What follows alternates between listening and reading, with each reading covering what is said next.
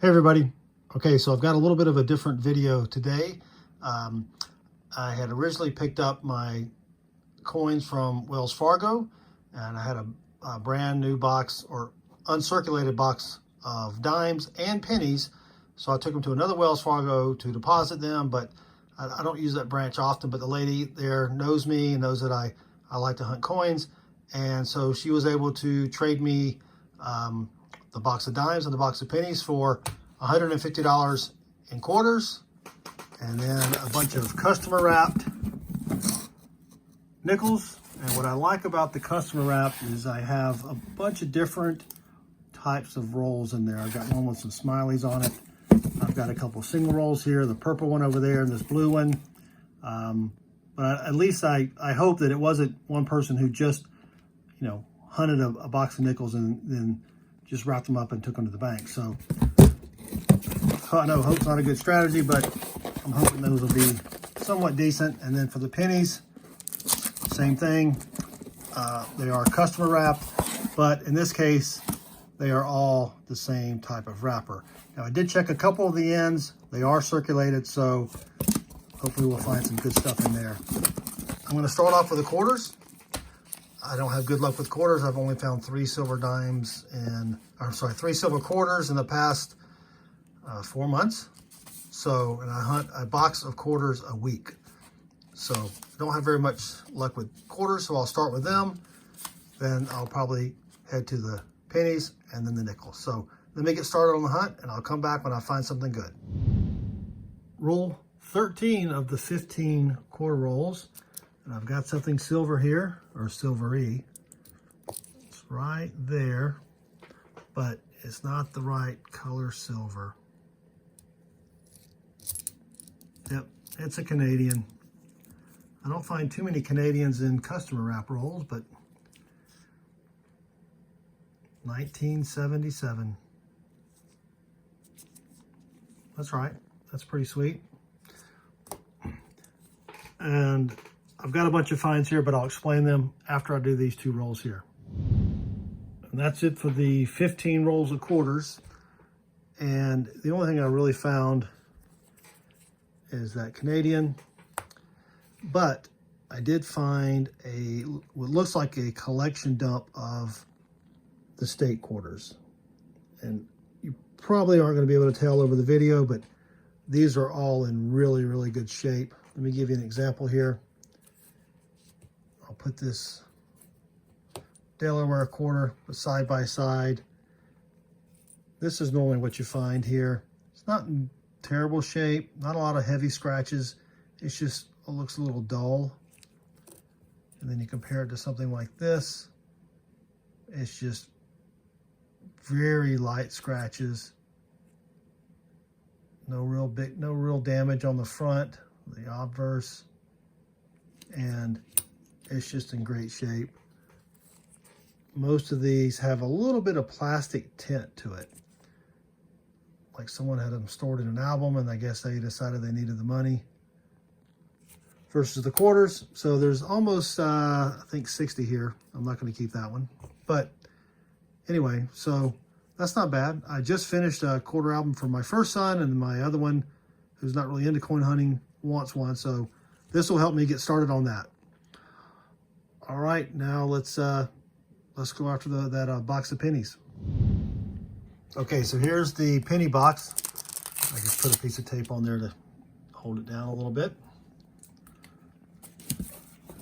The only negative is, these are all customer wrapped, but they're all the same wrapper. So this could be someone that went and got a box from the bank and hunted them and took everything good out of the rolls, but we'll never know unless we hunt them. So 50 rolls down, I'll take them out, put them on the desk, get started, and come back when I find something good. And that's it for that box of customer wrapped pennies. Did not find any Wheaties at all.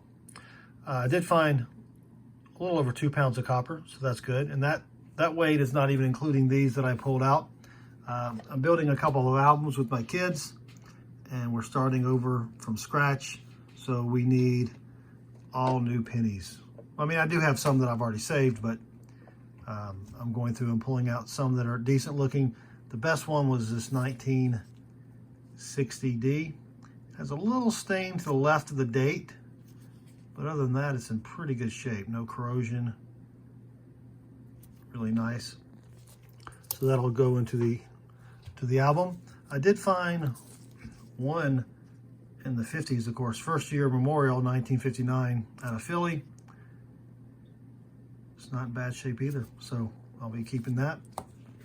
As far as 2009s, I did find some of those. So whoever wrapped these pennies, I think just pulled out the Wheaties. If they were a collector, I would think they would keep the 2009s. But we've got a total of 9 there. A couple of them are in pretty bad shape. That one's not in great shape. That one's in pretty bad shape. But a couple of these are, you know, fairly decent. It's hard to find them not corroded. So I'll keep the good ones, toss the rest back into the box. I did find some S-minute pennies. Got a 68. That's in pretty bad shape. 69 and a 71. So don't find too many of those for those dates. So I'll be keeping those as well. Out of all 2,500 pennies, I did find 2 errors. Got a 1987 D over D, and I will show it to you under the scope. So if you go to the PCGS website and take a look at this, you can see one thing that concerns me is that there's a shadow here on the 8. It could be machine doubling or die deterioration doubling. There's a small shadow over here on the 7 as well. But that looks like a D over D. It looks exactly like what they have on the website. If you don't think it is, or if you have any comments about this particular coin, please leave me a comment down below. But I'll be keeping it. I've got a roll that I put these in, so if you do comment even years later, I'll go back and take a look at it. So the other error I found was a 1994 DDR. And on this coin, what you want to look for between the 2 pillars on the right, or the gaps in the 3 pillars on the right, you'll see a little bit of doubling. Let me put it under the scope and show you what I'm talking about. So on the 94, you can see this line right here, and then there's a faint line. You can't see it as well in the scope. That goes up here. There's also a little area where maybe the die had some grease in it or something, and it's real faded here, but normally you'll see like a splotch right there as well. But that's the first one of those I found. So pretty excited about that. If you've seen these, or if you don't think this is a DDR for this particular year, please leave me a comment below. So despite not finding any Wheaties, it wasn't a bad box. I've done a lot worse with customer wrap rolls. So we've done the quarters, we've done the pennies. Now let's take a look at the nickel box. They actually didn't have a box, so I had to put it in a plastic bag, and this is a box from another hunt. So I'm fairly confident there's going to be something in here, just because of the variety of different wrappers that I have. You know, like with that penny box, when I get a box that has the same wrapper, I'm usually thinking that one person wrapped the whole box. But here we've got a bunch of different wrappers, so we may have some people that know what they're looking for, and some that were just rolling a bunch of loose change. So let me get started with the hunt, and I'll come back if I find something good. Roll number 4 of the box, and despite it being short of nickel, we've got our first find. It's a 1939. Ooh, it's got a bunch of stuff on the back there. No mint mark, so 1939 out of Philly. That's not bad, I'll take it. I have found 2 in the 50s and 168S, but that's it so far. Roll number 12. It's been a slow box. We finally have a 1940s nickel. 1948 out of Philly. So that's our first 40s nickel. We've got the 139 that's kind of toasty on the back. 2 50s. I did get a dime to make up for the nickel that I was shorted. So it's not bad. one 2009, and then I did find pretty decent 79. I mean, the back looks a lot better under the microscope. It's got a little bit of stairs there, some of the columns on top. It's pretty sweet. And then I did find a fairly decent 1970. Again, it's not great. It's got a little junk over here. I can probably wipe that off with a cloth, but I'm building a couple of coin albums with my kids, so I'm starting to pull out any fairly decent nickel regardless of the year. So, all right, 38 rolls to go. Roll 14 of the custom wrapped, and I just laid them out here, flattened them down, and I saw that, a 1941. Will it have a mint mark? No, 1941 out of Philly. That's all right, so that's our second 40s nickel, but this caught my eye right here. The green caught my eye, and I looked at it, and that's a buffalo. Look at that, in a customer wrapped roll. It's got some gunk on the bottom. I don't see a mint mark. I'll look at it under the microscope here, but will it have a date? Yes, a 1936. It's not the best shape, but that is sweet. All right, I don't see a mint mark. So 1936 out of Philly. So that goes right there. That is sweet. And so maybe there's some more. That was in a roll that looked like this. So maybe there's going to be some more from whoever rolled these. All right, back to the hunt. Same roll, roll 14, all the way in the back. It's another 1939. Will it have a mint mark though? 1939 out of Philly. That's all right, that's two from the 30s. Roll 25, halfway through the box. I think I see something that looks a little like silver right there in the middle. Right there, it's got that silver tint to it.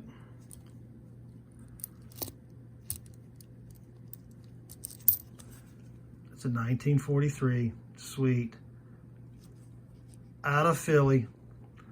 Not the best mint, but that's fine. 43D would have been a little bit better. Those are much harder to find, but we'll take it. So we got the one buffalo, the 239s, the one we just pulled out, the 43. Only have two in the 40s though, 6 in the 50s. I did find another 09, 2 more dimes, and then I found another 68S, not in the best shape either. That'll be going back, but I like to pull those out. And I did find this fairly nice 53. You can't really tell on camera, but it's a 53S. Look in the middle there, it's got these little rings. That stinks. But I'll still be keeping that one. I don't find too many S nickels, so halfway there. Roll 29, got our third 40s nickel.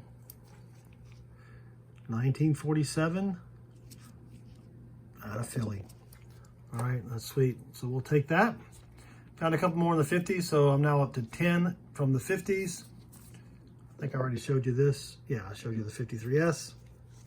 That's why I had it over there. And we've still got a couple, I got that blue roll, that was a single roll, and that purple one. I didn't have 2 rolls like that, so maybe they'll have something good in them. Roll 33 of the customer wrap. I laid them all out here, squished them down, and look what I see. Right there, almost an ender. Second coin in, it's a buffalo.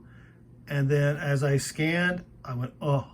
I stopped for a second, and then I scanned the rest, and that looks like silver. Let's look at, oh, there it is, 1942.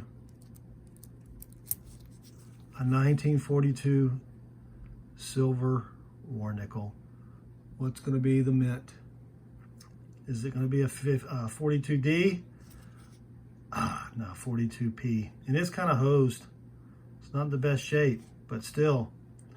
That's the second silver nickel and the second buffalo that we found. But will this have a date and a mint mark? I don't see, focus, I don't see a mint mark.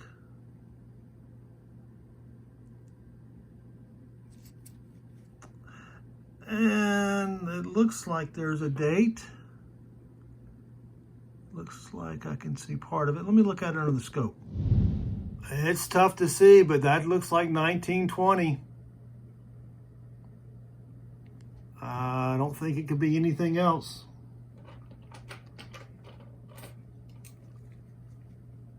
There's the 2 and the 0. And it could be a 30, but I don't think it is. I mean, the way that slopes down, that's got to be a 1920. And let's take a look at the, just to make sure there's not a mint mark on the back. Nope, I don't see a mint mark. So 1920 Philadelphia. All right, that's sweet. So I don't know how I missed that earlier war nickel, but I don't have the greatest light in my office. This is pretty late at night. I do have 2 lamps on me, but still. So that's the second buffalo and the second war nickel, and I've still got 18 rolls to go. Same roll. I scanned it one more time, and there's a 40s nickel. 1949. Will it have a mint mark though? It's pretty hosed as well. 1949D. That's not too bad. A lot better than the 49 out of Philly. So that's our 4th from the 40s. All right, maybe the box is heating up. Roll 35.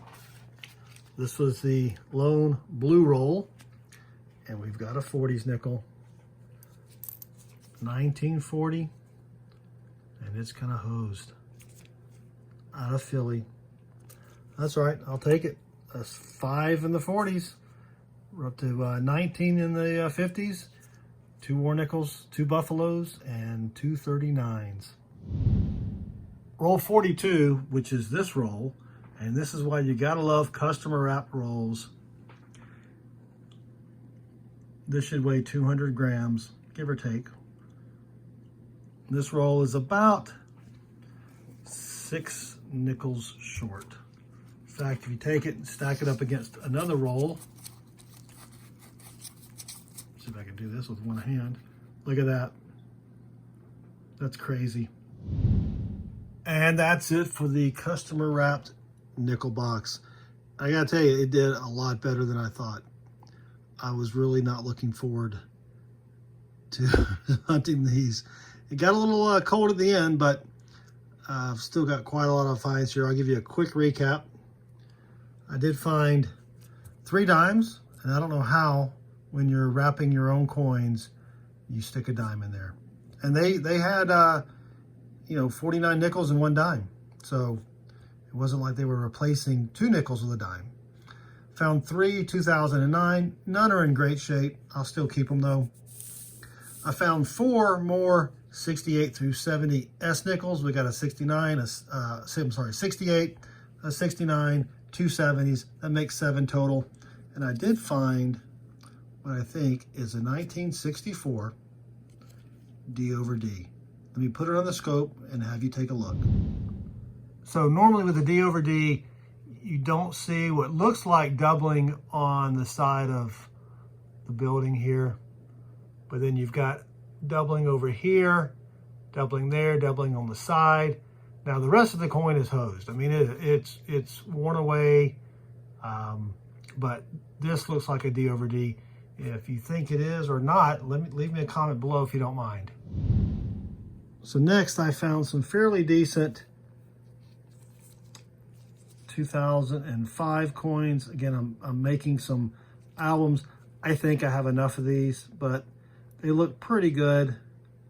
So I pulled out 3 or 5 of 3 buffalo, and then 2 of the ocean in view. Oh, the joy.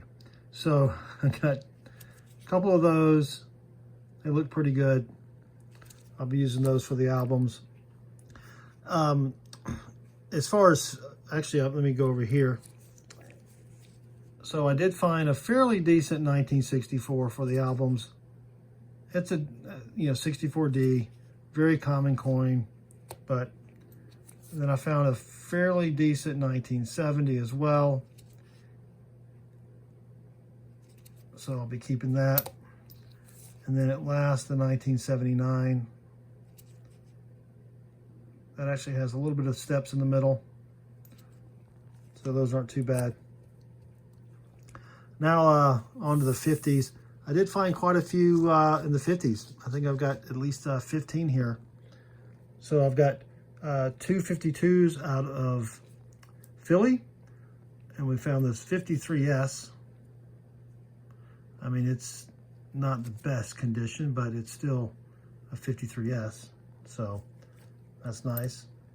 And we got 153 out of Philly, and then 54 out of Denver, 255s out of Denver, 357s out of Denver, one out of Philly, 258s out of Denver, and then a 59 out of Denver and Philly. So that's pretty sweet.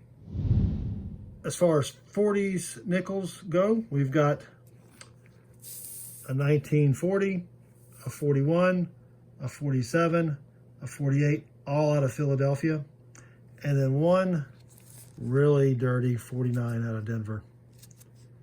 So that's a shame. We did find two Buffalo nickels though. I think that's the most I've ever found in one box. This is the 1920, which you can barely, let me see if I can zoom in. You can't really make it out there, but 1920, no mint mark, so it's out of Philly. And it's pretty slick. But then we found a pretty decent 1936. And it does not have a mint mark either, so it's out of Philly. We found two 1939s. And of course, neither one had a mint mark, so they're both out of Philly. And then our two war nickels. We found a 42 out of Philly.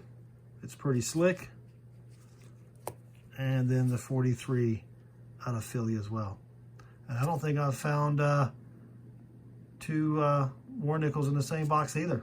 I know I haven't found two war nickels and two Buffaloes. So anyway, it wasn't a bad hunt. The quarters and the pennies, they kind of stunk, but this was a great box. So I hope you enjoyed the video. If you did, I'd appreciate a thumbs up. Also, feel free to leave me a comment below, and I'd really appreciate it if you'd subscribe. So thanks again for watching, and good luck with your hunts.